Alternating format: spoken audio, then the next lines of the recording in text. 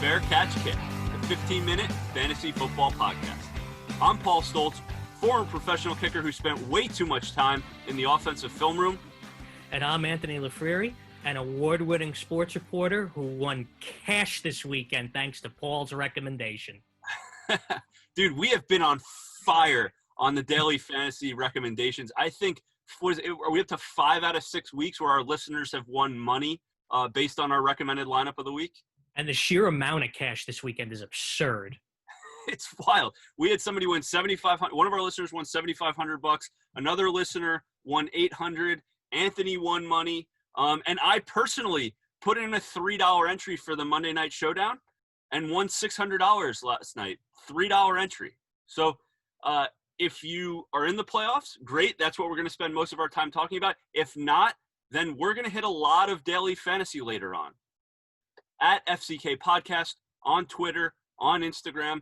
Please subscribe to us on YouTube. Share it with your friends. Comment in the comments section. Subscribe to us on Apple Podcasts. Lastly, at Sunday, noon Eastern time, we, of course, will be live on air to answer your start-sit questions. So for those of you that follow us on Instagram, you saw the post we made. We took in all your questions. We took in the players that you want to hear the most about and the situations you want to hear most about. That's what we're going to be talking about first. And then we're, of course, going to follow it up with our top 5 waiver wire ads of the week. Okay, Paul. So first question up. Scraplack is asking an outlook for Raheem Mostert. Specifically, does he work in a flex? Yeah, we were all a little disappointed on Monday night when there was still a carry share going on with Jeff Wilson Jr. We still saw a little Tevin Coleman. McKinnon was pretty much phased out.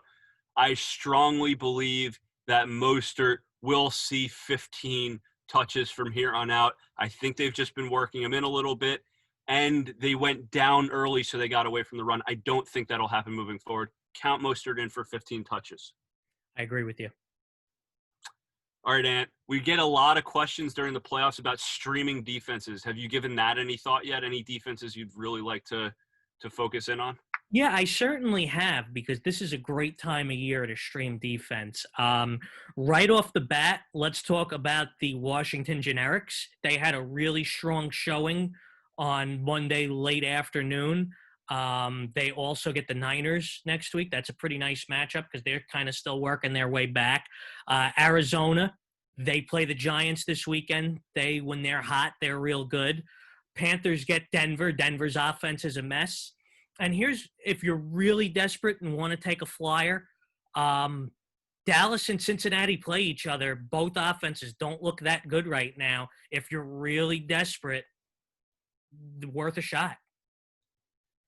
Yeah, I like the first one that you said, especially the Washington Generic football That's team. my favorite of the lot, yeah. You know, Kendall Fuller has been exceptional. Their defensive line with Montez Sweat and Chase Young is monster. They were getting all over the backfield last week. I like that one a lot. Yeah, totally with you. Here's a good one for you, Paul, because this is your guy. Clyde Edwards-Helaire Stoltz. Is he startable going forward? Yeah, look, he was sick this week, right? He was clearly only going to play on an as-needed basis. He was really in like a reserve role, just in the same way Fournette was earlier in the season. What happened when Fournette got back, even though they activated him that one week? They put him in the next week, right? Edwards-Helaire is going to be the same thing. He's still the starter. That's why they have Le'Veon Bell, though, so that when they're in situations like that, there's no major drop-off. Clyde Edwards-Helaire is still the number 1 running back in that offense. He is safe moving forward. Mm-hmm. Yeah, I'm with you there, buddy. He's the most talented back there, and I'm always in favor of going with the most talented back. Here's a good one from Jacob. Your good boy, your buddy DJ Chark, or Sterling Shepard for this week? Who do you like better? That's a difficult one. Chark's value is partially tied to whether or not they want to strut Minshew out there, only because Glennon's a statue. He's got a good arm, but he's a statue. And Minshew likes to find Chark after rolling out, after scrambling around a little bit. With that said, here's what I'm doing. If I'm looking for a 20-point game, 20-plus point game, and I want to throw a dart, I'm going Chark. if I'm in a position where I need 12 points, I think Shepard's good for 12 points every week here on out. Yeah, I love that situational take. I 100% agree with you on that one. All right, Ant, I got to give you credit. I have fought you on this all season. Jalen Hurts is now the starting quarterback for the Eagles. I didn't think we'd see it till next year, but we're seeing it now. So I have to ask you, Jalen Hurts or Mitch Trubisky? Trubisky. He's started. He's shown, albeit he can be a starter at times. Hurts is too much of an unknown. And Paul, we were talking about this last week. We love Trubisky's schedule going forward. I mean, it's just ludicrously good. So I'm Trubisky all the way. Yeah, really good schedule moving forward. He put up some good stats. He hasn't even done that with scrambling in the pocket a little bit. I really like it moving forward. Yep. Yeah. From Joe Enrico, DeAndre Swift Stoltz or rather Lamar Jackson. He'd like an outlook for both of them. Right, so it's not a choice, it's an outlook. Yeah. By the time this gets released, Lamar Jackson will have played, so I'll know a little bit more. Lamar Jackson has faced really good defenses of late, so he hasn't had that big Lamar Jackson game. I think he turns it around here. All running backs are healthy. Lamar is healthy. I think it's going to be a good game, so I hope I'm right, and I think he's going to be a dude that can run you through the playoffs if you've been loyal to him moving forward. Swift, I don't know what the deal is with this concussion thing. They said he was sick this week, and it was unrelated to the concussion. I have to assume that if you've been patient with him and you've made it into the playoffs, where full systems go finally, the only thing I'm worried about is Peterson has done a nice job on the goal line. Will that affect Swift's usage on the goal line? I don't know, but he will be the back on the first two downs for the Lions. I'm all in on Lamar. I think his schedule is really good from this point on, and you got to ride or die with him. Hines and Taylor in PPR. Do you like any of them? If you don't, any recommendations? Yeah, so they're finally removing slow, mediocre Jordan Wilkins from the fold. He's only getting 5 carries a week for the past few weeks. They've decided they're going to re-entrust Jonathan Taylor with the bulk of the carries. Here's the deal between the two, though. Nyheim Hines is not playable, in my opinion, in a matchup where the Colts are going to win. In those matchups, that's the 20-plus carries from Jonathan Taylor. The Colts live and die in the trenches, and when you live and die in the trenches, it's about pounding the rock, right? In games where they're potentially going to be down, fighting from behind, I think they have the game against the Steelers, for example, where they might be behind. That's the game where Nyheim Hines catches 5 to 8 balls, and he's your guy there. Yeah, that's really, really spot-on analysis, Paul. I think Taylor is, again, I like to go by talent. I think he's the most talented, but, situations you also have to take into account for. We hate having to predict how a team legislates usage between receivers or running backs, but you've been pretty good at grasping what Tomlin and the Steelers have been doing amongst their receivers. So, Juju Smith-Schuster, is he somebody you're trusting in a flex or wide receiver 2 spot moving forward? 100%. Juju is their best receiver. You say it week in and week out in our weekly Juju Smith-Schuster versus Chase Claypool segment. He's a fantastic, far superior route runner. He's just the guy Big Ben in that offense is going to trust, and I trust him to be a sure thing that's going to give you 10 to 15 points a week no matter what, like clockwork.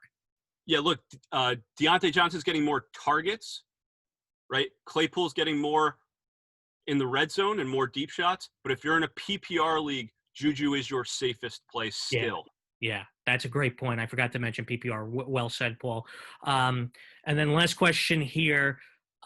Again, from Joe Enrico, Miles Sanders, or do you take a look at Gaskin or Swift?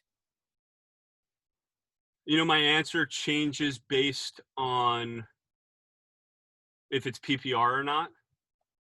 What scares me about Sanders is that because of the ineptitude of their offensive line with the injuries they've had, Boston Scott has become more viable because he's faster than Sanders. And Sanders' weakness, as I've said since the preseason, is his decision-making.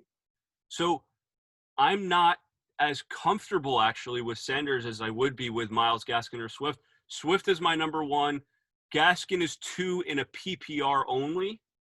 Otherwise, I flip that with Sanders. I'm not comfortable with Sanders right now. If there was ever a time to be scouring the waiver wire for little Easter egg finds, it is the playoffs. I can't tell you how many playoff teams won just 2 years ago in 2018, 2019 because they grabbed C.J. Anderson, replacing Todd Gurley off the waiver wire in weeks 14 through 16. There are some players that you're going to be able to pick up that will literally catapult you from maybe that 6th seed to being the best team in your league. So part of our job as Fair Catch Kick Podcast is to help you find those guys. The other part of it sometimes is now actually taking that shot on an Alexander Madison that maybe historically was wasting a roster spot, but now that backup running back is really a lottery ticket because injuries happen. All right, Ant, we're going to keep our standard format. You hit him with your number 5 through your number 2. I'll do the same, and then we'll go to 1. Who's your 5 through 2 waiver wire ads of the week? Okay, so I've got a 5 and a 5A here. These are kind of sneaky kind of moves. I got Corduroy Patterson. I like him because he's eligible at running back and wide receiver, which gives you flexibility if you're in a bind. Last week he got 10 touches for 59 yards, and he gets Houston this week. My 5A, guy out of your own heart, you turned me on to him yesterday. I'm going to butcher his last name, but Anthony Firkser? Yeah. Yeah. If Jonnu Smith is out again, he gets Jacksonville. He got like 9 targets last week. Could be a great guy to have. He was, by the way, they were just talking about him on Taylor Lewan's podcast, Bussin' with the Boys, and Lewan said what he loves most about Firkser is he's the toughest and smartest dude he's ever met. Well, that's because his name is Anthony, obviously. Definitely. Number 4, I'm going to go through this now at lightning speed. Number 4 is T.Y. Hilton. He's got the pedigree. He's got his mojo back. I know you don't like Rivers, but they have a way to make it work. Vegas and Houston upcoming matchups. Number 3, your guy, Kiki Kuti. Things clicked this week. You called that, so props to you again, Paul. And number 2, Ty Johnson. Hey, dude, 22 for 104 with all those other Jet running backs out.